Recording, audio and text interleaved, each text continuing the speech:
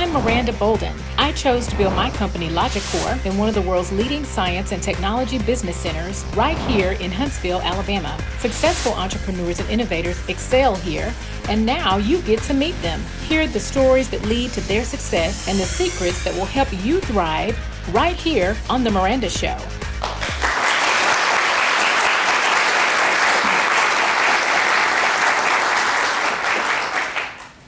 Welcome to The Miranda Show. Thank you all for joining us tonight. Tonight in our studio audience, we have Amanda Howard with Sotheby Realty Group, and we're so pleased to have her. She's a marketing genius, and we're just super excited to chat with her today. Thank you, Amanda. Welcome to the show. Well, thank you for having me here, Miranda. It's a beautiful set. Thank you. So, Amanda, your team has experienced phenomenal success here in Huntsville, Alabama. Share with us have you always wanted to be an entrepreneur? I have. Even as a little child, I wanted to own my own business and do my own thing, mainly because I felt like the government was holding me back. When I was 14, I felt like I should be able to get my own job, and they were saying that, no, I was too young to work. So I started my own little business called Mandy's Muffins and was selling muffins door to door until my mom shut me down. Now, were you making these muffins yourself? I was at first, and then I learned to delegate, so I hired my little brother. And he did all the mixing, and then I did the baking. I was pretty good at checking the temperature, and then he helped me with delivery. Oh, great. So between the two of us, we got it done. I love it. So I have heard that you love the art of business, kind of like the art of war. Tell me your perspective on loving the art of business. Well, with business, you can be so creative. There was a time in my business where, we all have a startup and we all have a passion and there's something we want to create. So we get to create that. And then you'll get to a point in your business where you hit a plateau and you're wondering, what do I do next? Well, that's the time you get to recreate yourself. And I had some great advice from a mentor at one point in time where I kind of just threw my hands up in the air and said, I don't know, I think I'm done with this. And he called me while I was avoiding everybody else's phone calls at the office that I had just walked out of. And he said, this is your sandbox. You get to make the rules. And I went, oh, that's so true. This is my sandbox. Wait, why am I quitting? It's my business. Yes. And then I went back and retook over in my own way. I took over myself. And that's the art of business, is that you get to recreate yourself and be whatever you want to be when you grow up. Absolutely, and that's the story, that's the American dream. I love it. So I understand that you recently partnered with Sothebys Realty. How did you establish that relationship? Well, Sothebys International Realty is an incredible brand. It has a heritage of almost 300 years. It started at an auction house in London, and it grew up time with literature. It was in books, and then they gained art, automobiles, and it grew to the point where they started having beautiful homes because they're really a lifestyle brand. And in such, they grew in 1974. They opened up the realty side of it on the international world. So it's really incredible to be in almost surreal to have been asked to be part of this brand. It was just a year ago, actually this month, where I decided to take that leap and launch with them. But it wasn't a small leap. We did take about a year to really look into each other. They had done a lot of research on me before they approached us, and they told me Amanda Howard Real Estate appears to be Sotheby's of Huntsville. And that was a huge compliment. But I didn't understand why they would want us in Huntsville. We're in little Huntsville. And they said, well, because they are only in major metro markets. So I do need to take the step back to say that. They're known for being in Miami, San Francisco, Hong Kong, Paris. Oh, wow. And so I went, why would you want Huntsville, Alabama? Major accomplishment. Yes, they only go to the metro markets where it's double that of the US average sold home. So that's not here. That's not Huntsville. And they said, well, we are watching emerging markets and we like to grow with the right people. And so they felt that I was the right person to help them grow in this market that they see as an incredible emerging market. And so that's why we took that leap. So it was a huge compliment to not only myself and my group, my firm, but to Huntsville, Alabama, of what they see that we're about to become. Wonderful. What has been the biggest change that you've seen in your business since the result of this partnership? It's put us at a whole new level because people knew of my firm because of our community involvement, and they knew that was. I love that, we have our own core values, and people could see those core values as they're talking to me about how they worked with all of my different agents. They worked with Natalie, they worked with Yanni, they worked with Amanda, and they're so amazing. They care about the community, they're so giving, they're heartfelt, they have servant leadership skills. And that was exciting to me that they saw that, and I wanted to see that of my people. But now with Sothebys, people see it as a perfect marriage, especially people relocating here from these major metro markets. They'll go, oh, well, we knew your name and we had a good feeling about Amanda Howard Real Estate, but now that you're Amanda Howard Sothebys International Realty, it puts us at a whole new playing field. We were great at our marketing locally, but now they can see our marketing going international, and those connections are tremendous for our clients. Wow, that's got to be extremely exciting, extremely exciting. Well, I tell you what, we'd love to learn more about your startup story. You must be extremely excited, and we are certainly as well. But we want to hear more about your startup story, but we're going to take a quick break. We want to take a moment to thank our sponsors, Regions Bank, and we'll be right back after the break.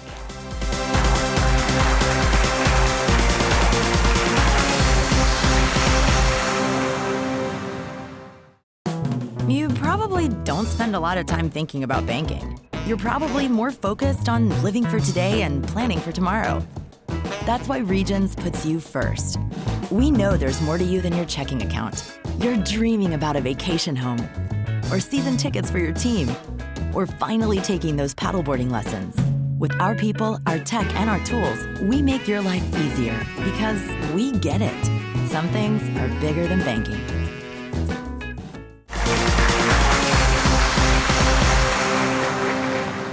Welcome back to the show. We're here with our guest, Miss Amanda Howard, and we're going to talk with her about her startup story and her journey. Amanda, so tell us how you got started in entrepreneurship. What is your story? So here in Huntsville, it would have started in the fact that when my husband and I moved here, we took a leap of faith. I had a 2-year-old and a 2-month-old, and we didn't know that this was a military market or a retired military market. And so he wasn't able to get a job for a while because he was overqualified for all the positions that fit what he did without having a security clearance because we were not military. Now, what did he do? He was an IT engineer, okay, but at an upper tiered level. So that was interesting. And that made us realize, since I really put us in this unique position of we had moved into my parents' house, 1,300 square feet, with a husband and a 2-year-old and a 2-month-old. And all because I just decided I needed to do that. Okay. And I just needed to start over. I wanted to refine myself. I was going through probably postpartum depression. It just was not diagnosed at that time. And my husband's extremely supportive, and he just wanted me to find me again. And so we did this. And I was, after a couple of months, I went, oh my gosh, he's not getting a job. And he can't find a job. So I got my real estate license. I put my daughters in a wagon. And the cool thing about the South is everybody's so nice when you're face to face with them. So I went door to door. I didn't have the money to do mailers, to do marketing, or anything else of that sort. So I just would go with my daughters in a wagon and visit any for sale by owner or anybody who is expired off the market, and just knock on the door and ask them some questions about the house. Was very honest and open with them that I didn't have any buyers with me. I was still new. But I would love to know more about their home in case I were to find somebody, as well as when they were ready to sell again. I hope that I would be one of the people that they chose to interview at that time. And I ended up going from January of not knowing anyone in a town, taking my kids around in a wagon because I couldn't afford a babysitter either. A real wagon. A real red wagon, little red wagon. And was Rookie of the Year my first year in 2004. And that was my start. I realized I loved what I was doing, and it really grew from there. How did you find the money to actually start the business? That's usually an impediment for startups and that kind of is always a challenge. How did you overcome that? Well, in those early days, I was doing anything I could for free. That's why a wagon and word of mouth was best. But once I got that next level, when I opened my own company and went independent, that was through the funds that I had saved, through my own sales and building my business underneath another brand. Then I was able to save the money to be able to launch and rent a building, of course, first. Had to see if this would work. Yes, and then just use my savings. So coming into real estate, it's usually a very crowded market, and starting to brand yourself, because you've really made a phenomenal name for yourself. How did you decide on your branding strategy and what approach you would use? This is not going to be a cool answer, but it was all accidental. I was kind of forced to open my own company, so I had a weekend to decide the name, and under extreme stress and moving everyone and knowing I had the security of 5 people under my employment that I needed to make sure these families were safe and secure, plus move 70 homes that I was marketing at that time. My weekend strategy was Amanda Howard Real Estate sounds like a great name. I love it. And then my strategy has always just been to treat people the way that I would want to be treated, and always be open and authentic and true with everyone I meet, and see how I could best serve them. I knew that what I'm doing, a lot of people say they're in the real estate industry. I always say that I'm in the service industry. What I'm here to do is help serve people to achieve whatever goal they have. And if I'm not there for that and to solve their problem, I also say that we have to be master negotiators and solve everyone's problems. As our agents, that's what we do. So I was always looking to see what is the biggest challenge my clients may have, and advertise that I can solve that solution. Oh, okay. So that was really my marketing strategy. Well, what did you find as one of those bigger challenges? People were really scared that they couldn't sell their home. So I that is said, a challenge. I'll guarantee that I can sell your home in 120 days, or I'll sell it for free. That actually was my starting strategy, because that was the one thing that I knew people were like, oh, what if you can't sell my home? Like, well, if you do everything I tell you to do, I know I can sell your home. The thing is that people surprisingly did not want to take my advice when I just told them. But as soon as I put that guarantee on it, and said, but the guarantee is only if you follow these steps that I already know work, then all of a sudden people would follow the steps, and the home sold. It's miraculous. All right, very good. Well, we're going to take another quick commercial break. We're really enjoying this conversation, and so we'll get started again after our break. Thank you.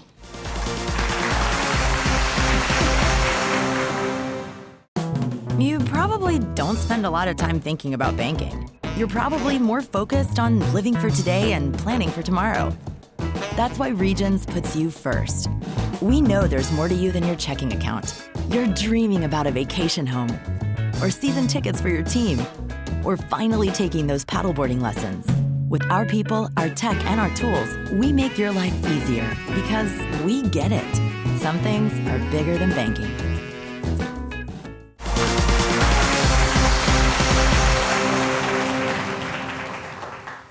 We're back with our guest, Miss Amanda Howard, and we're going to talk about how Amanda manages her company. So Amanda, what is your management style with your team? How would they describe you? Oh my goodness.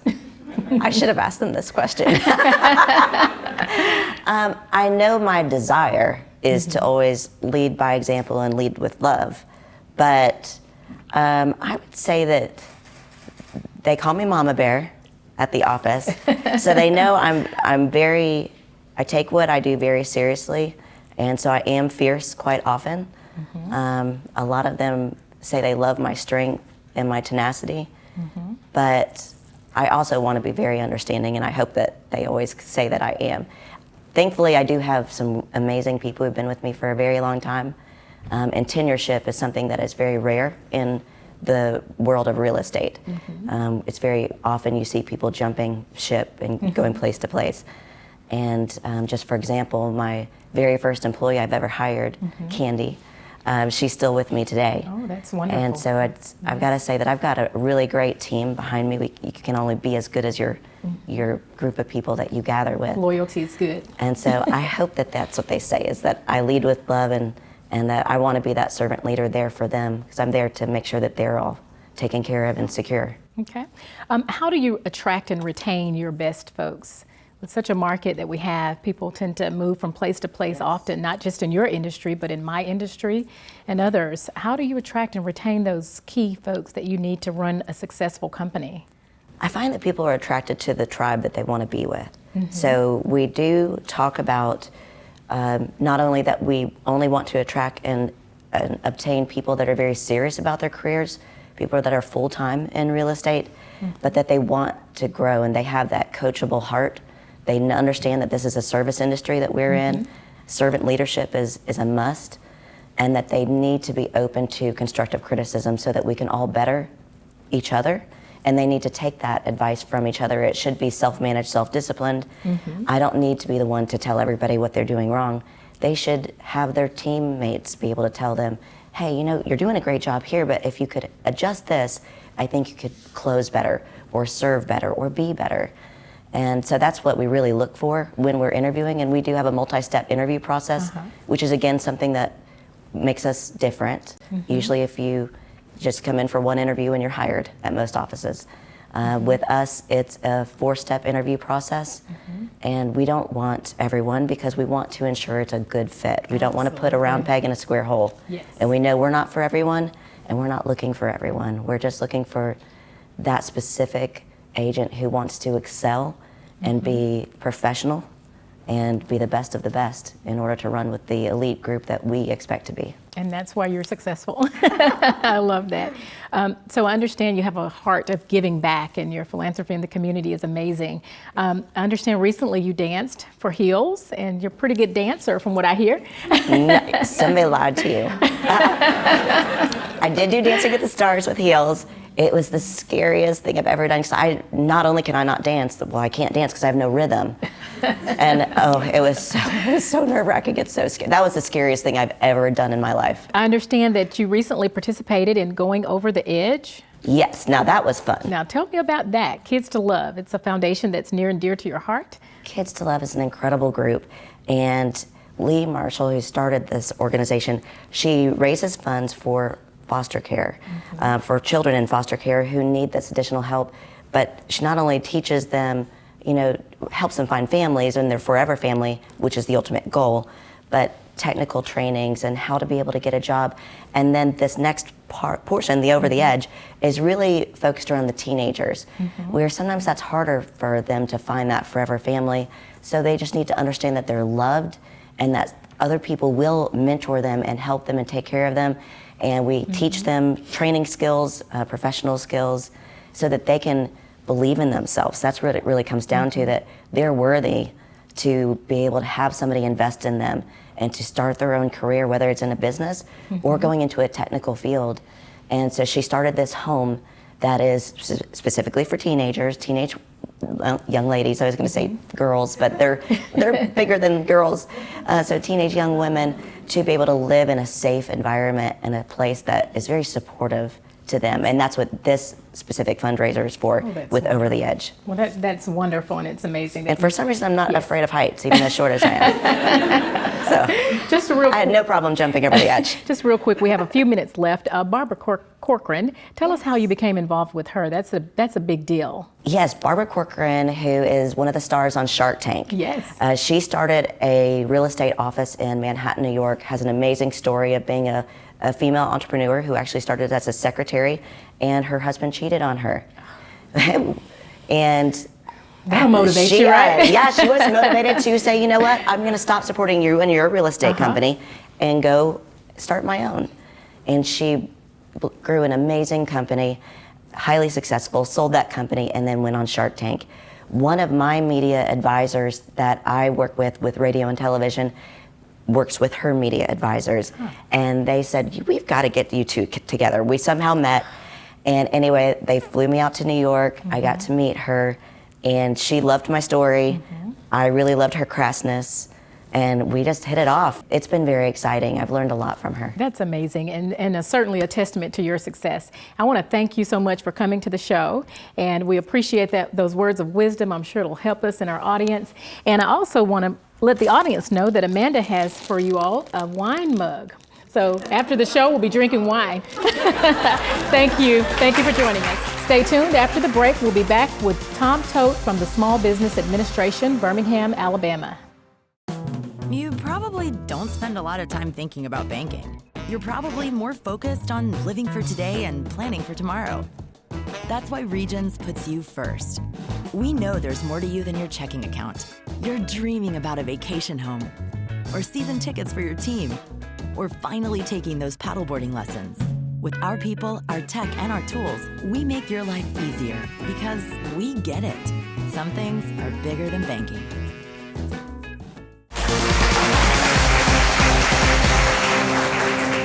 Welcome back to the show. We are joined with Mr. Tom Todt. He's with the Small Business Administration out of Birmingham, Alabama. He manages over 67 counties, and he is all things small business. Welcome to the show. Thank you. Nice to be here. Thanks for having us. So when it comes to SBA, we know that you guys are the masters of information. Share with us how easy it is for folks to access those resources when it comes to small business. Okay. One thing we try to do is make ourselves accessible, because we do have a lot of programs and services that are available, and it's a constant marketing challenge to get the message out there so people know what's available to them, because everything we do is at no cost to them, as well as our resource partners. The SBA, we're part of the executive branch of the federal government. We have a birthday next month. Oh. The Small Business Act was passed July 30th, 1953. Wow. And that's what brought us into existence. And Alabama Senator, then Senator John Sparkman, was key in the passage of the Small Business Act. So we were established to help small businesses start, grow, and succeed. And that continues to be our mission today. Our programs and services have changed a little bit through the years, but basically we help small businesses. I like to think that we're in the transportation business, because somebody has a dream of owning their own business. And we're in the transportation business because we try and help them put wings and wheels on their dream, and to get it to soar and to get it to move forward. Fantastic. Talk about the 8A program, the veteran-owned program, the woman-owned small business program. These are all great programs, but sometimes people have a little bit of difficulty navigating those. Talk about those programs. Yeah, you have to be stout, shall we say, to be a client of the U.S. government. Sometimes we slice through regulations, but that means we slice it lengthwise and splice it end to end. So it's not for the faint of heart, but the contracting programs are part of what we do. We work in three primary areas: counseling, capital access, because we found that people need money to open a business. We thought everybody was independently wealthy. And so they need advice and counseling, they need money, and they need access to government contracts, and that helps lower the playing field for small businesses.